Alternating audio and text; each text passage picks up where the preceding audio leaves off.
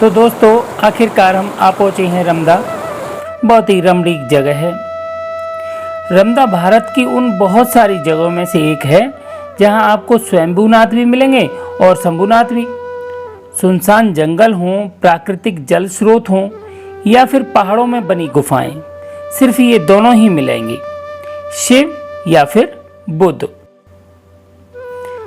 हालांकि यदा कदा विष्णु जी के अवतारी मानव या फिर उनके परिवारीजन भी दिख जाते हैं, किंतु वो इतने नवीनतम रूप में होते हैं कि प्राकृतिक और प्राचीन स्थलों पर ऊपर से प्लांट किए नजर आते हैं। विष्णु के अवतारों या उनके परिजनों को आप प्राकृतिक स्थलों की बजाय मेरे ख्याल से आलीशान मंदिरों में देख पाएंगे। दोस्तों आज हम आपको ले जाने वाले रमदा। पसेड़ी से कोई 15 किलोमीटर दूर एक बहुत ही प्राकृतिक रमणीक स्थान है और धौलपुर से लगभग 60 किलोमीटर पड़ता है। तो ऐसे हम वाल्मीकि आश्रम के नाम से जानते हैं। कहा जाता है कि यहाँ पे लव कुश का जन्म हुआ था। तो चलिए आज हम आपको रमदा ले चलते हैं।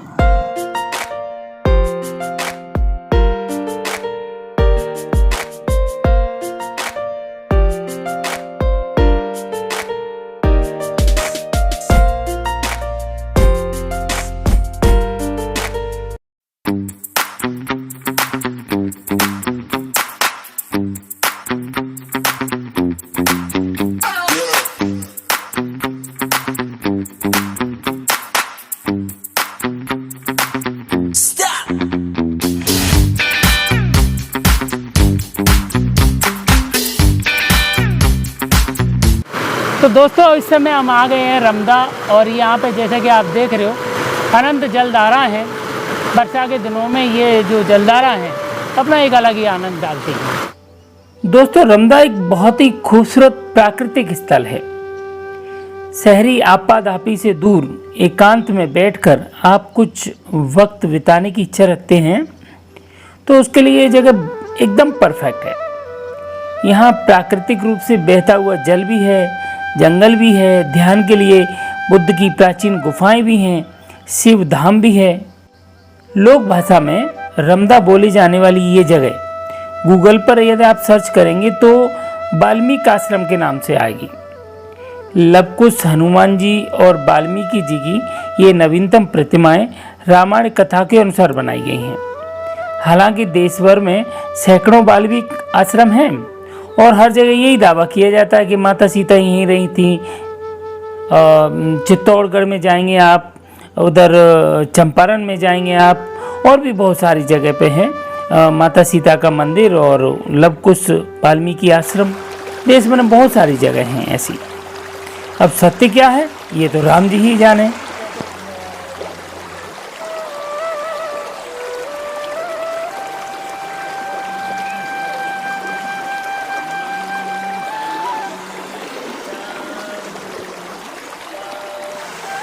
शिव में और बुद्ध में गजब की समानता है।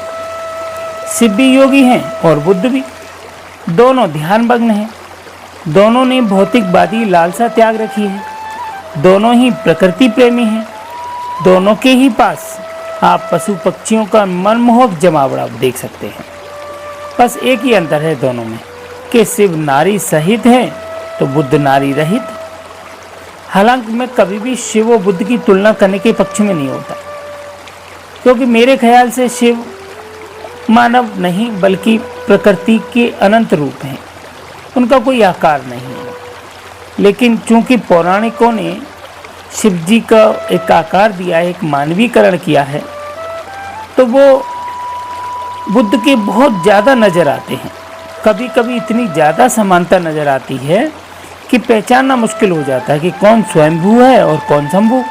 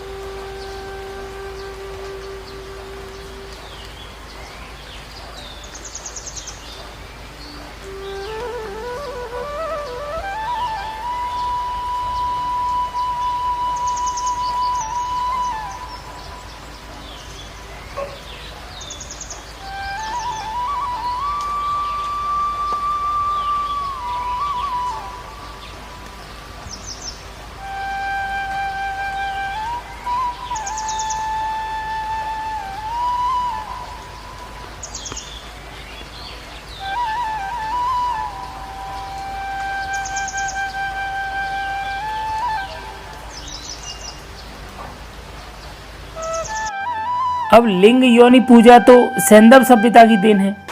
सैंधव सभ्यता के ध्यान मग्न योगी पुरुष और मातृ देवी हमें शिव और शक्ति का आभास कराते हैं। प्रकृति का अद्भुत चमत्कार आप यहाँ देख रहे हैं, ये है रमदा। प्रकृति का भरपूर आनंद आप यहाँ ले सकते हैं, भरपूर एंजॉय कर सकते हैं। आप यहाँ पानी का आप देखते हैं बहते हुए पानी को, छोटे छोटे जो झरने हैं वो अपने आप में एक अद्भुत आनंद प्रदान करते हैं। घने पेड़ों की छाया में बैठ के परिवार के साथ आप यहाँ कुछ वक्त बिता सकते हैं।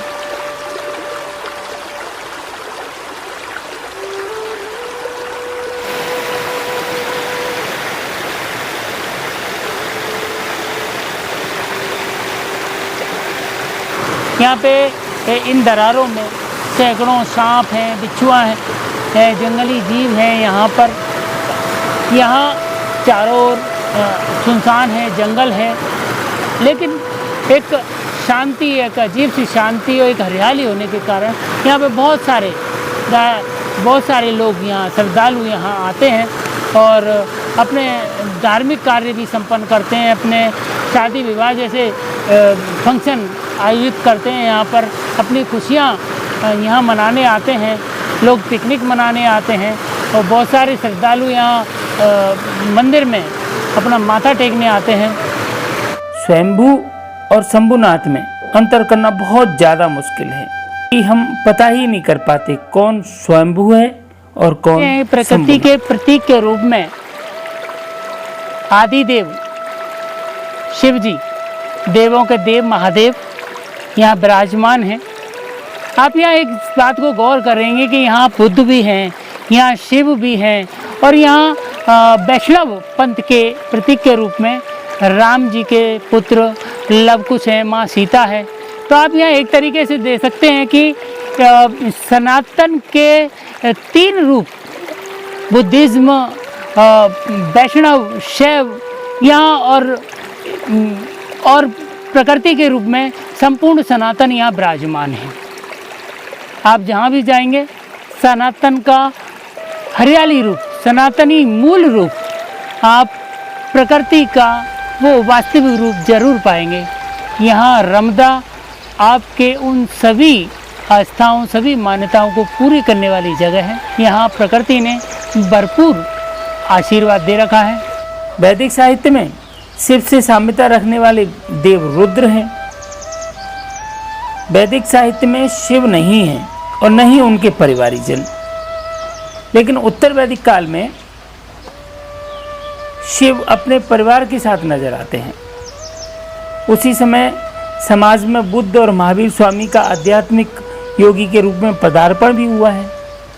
इधर शिव पुराण लिखा जाता है तो उधर बौद्ध ग्रंथ लिखे जाते हैं, जैन ग्रंथ लिखे जाते हैं। बस यही कारण है, इन दोनों के बीच में समानता का यही कारण है बस। सनातन एक विशाल वट वृक्ष है।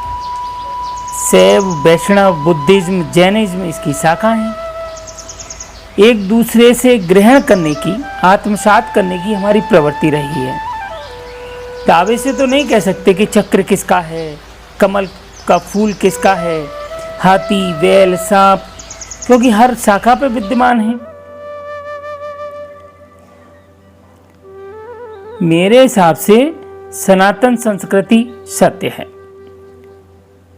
सनातन मतलब प्रकृति, पेड़, पहाड़, पशु, पक्षी, कण कण में ईश्वर है। प्राकृतिक वातावरण हमें आनंद प्रदान करता है और यही आनंद हमें जीवन जीने को प्रेरित करता है। कि जब पहाड़ी की तरफ आगे जाएंगे तो आप पाएंगे कि यहाँ प्राचीन स्थल हैं बुद्ध की प्राचीन मूर्तियाँ हैं और उससे जुड़ी हुई बहुत सारी इमारतें हैं जो आज ध्वंसावशेष की स्थिति में हैं। उनके क्षतिग्रस्त स्थलों को आप यहाँ देख सकते हैं।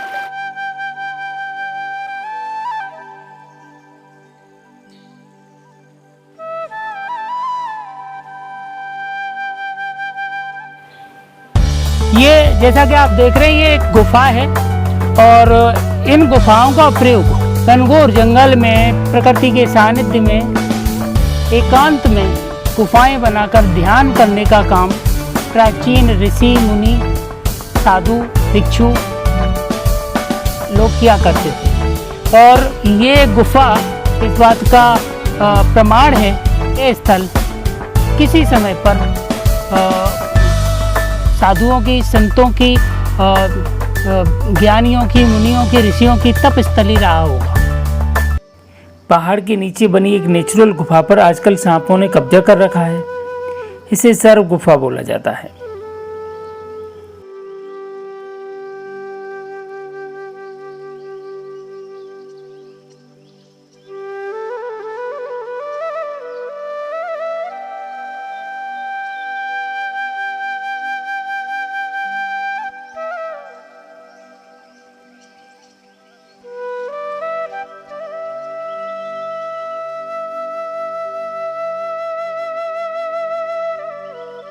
यहाँ की आम भाषा में इसे रमदा कहा जाता है, लेकिन इसे आप गूगल पे सर्च करेंगे तो ये वाल्मीकि आश्रम कहलाता है।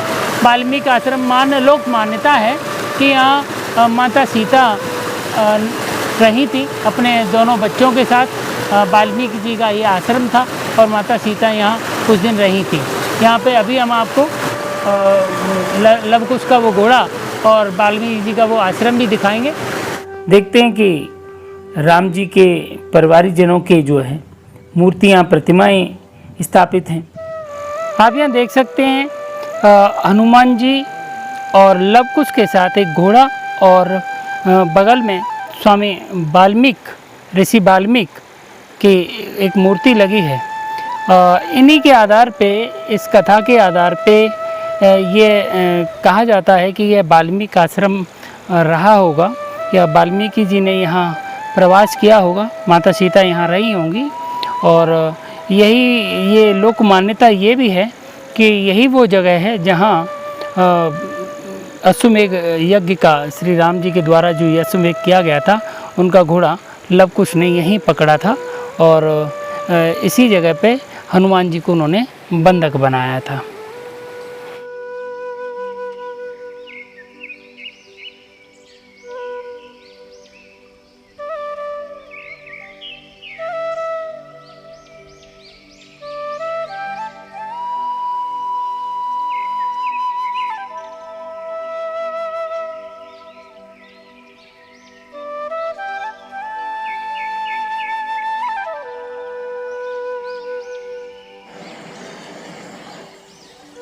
दोस्तों, आज के वीडियो में हमने आपको प्रकृति के अद्भुत स्वरूप को दिखाया है।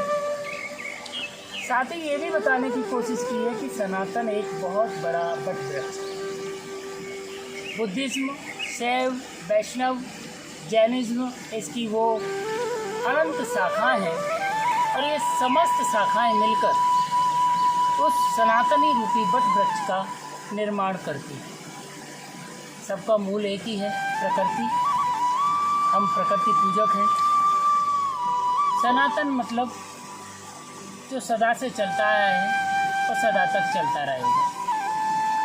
तो दोस्तों, ऐसा ही ये सत्य का सफ़र है। इस सत्य के सफ़र में आगे फिर कभी मुलाकात होगी। जब तक के लिए